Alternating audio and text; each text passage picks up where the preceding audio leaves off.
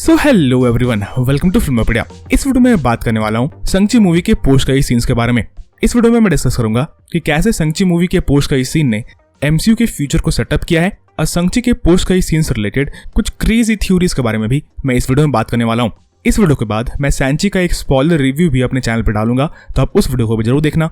इसके अलावा आज रात 9 बजे मैं अपने चैनल पे लाइव भी आऊंगा, तो आप उस लाइव स्ट्रीम को भी जरूर ज्वाइन करें। इसके अलावा वीडियो शुरू करने से पहले अगर आप मेरे चैनल पे पहली बार आए हो तो चैनल को सब्सक्राइब करके बेल आइकन दबाना ना भूलें, ताकि जब भी मैं ऐसे इंटरेस्टिंग वीडियोस डालूं तो आपको नोटिफिकेशन मिल सके। That being said, let's get started. तो संची मूवी में टोटल 2 पोस्ट कई सीन है, और जो मिड कई सीन है वो एक काफी इंपॉर्टेंट सीन है एमसीयू के फ्यूचर के लिए। सो मिड कई सीन में हम देखते हैं कि संची और केटी वॉन्ग के साथ सैंक्टम सेंटोरम जाते हैं, और सैंक्टम सेंटोरम में शंची की मुलाकात पहली बार कैप्टन मार्वल और ब्रूस बैनर से होती है, जो लोग वहां पे होलोग्राम के थ्रू प्रेजेंट थे।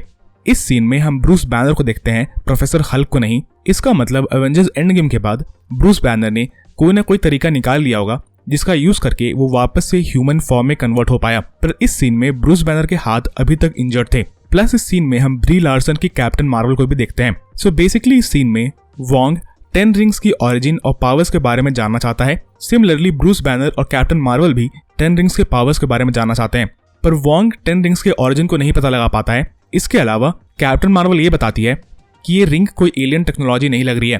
प्लस ब्रूस बैनर और वॉन्ग ये कंक्लूड करते हैं कि ये 10 रिंग्स काफी ज्यादा पावरफुल हैं और काफी ज्यादा ओल्ड भी हैं। प्लस ये 10 रिंग्स किसी तरीके के बीकन के जैसा यूज हो रहे हैं, और 10 रिंग्स किसी को सिग्नल भेज रहे हैं। अब ये सिग्नल कौन रिसीव कर रहा है ये हमें अभी नहीं पता है। तो बेसिकली इस पोस्ट कई सीन के बाद सबसे बड़ा सवाल यही है कि आखिर 10 रिंग्स के ओरिजिन क्या है। इसके अलावा 10 रिंग्स किसको सिग्नल भेज रहा है।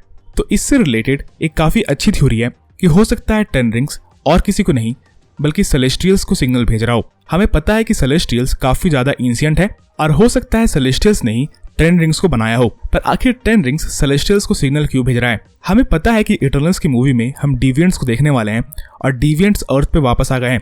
तो ऐसा हो सकता है 10 रिंग्स सेलेस्टियल्स को इसलिए सिग्नल भेज रहा हो, उनको ये बताने के लिए कि अर्थ पे डिविएंट्स वापस से आ गए हैं। इसलिए ऐसा हो सकता है 10 रिंग्स के बारे में हमें नवंबर में आने वाली मूवी इटर्नल्स में ये पता चले।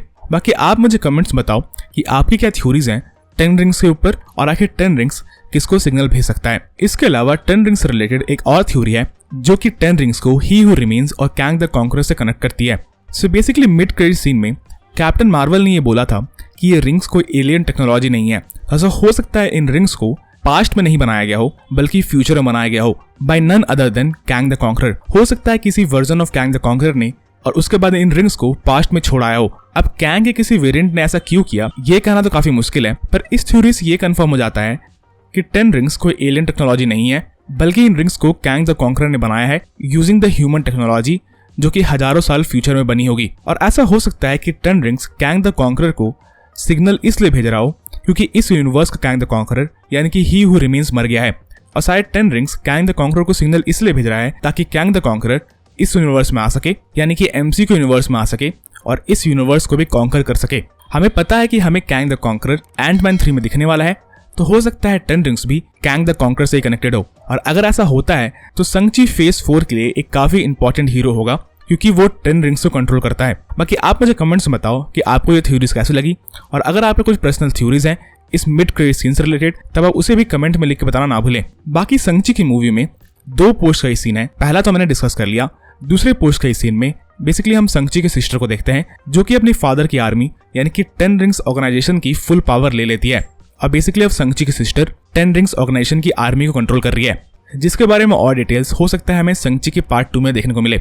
बाकी इस वीडियो के बाद मैं सैंची का स्पॉइलर रिव्यू भी डालने वाला हूं, तो आप उस वीडियो को भी जरूर देखना। बाकी इस वीडियो के लिए इतना ही। अगर आपको वीडियो पसंद आई तो वीडियो को लाइक करना ना भूलें, और अगर आप मेरे चैनल पे पहली बार आए थे तो चैनल को सब्सक्राइब करके बेल आइकन दबाना ना भूलें, ताकि जब भी मैं ऐसे इंटरेस्टिंग वीडियोस बनाऊं तो आपको नोटिफिकेशन मिल सके। And as always, thanks for watching.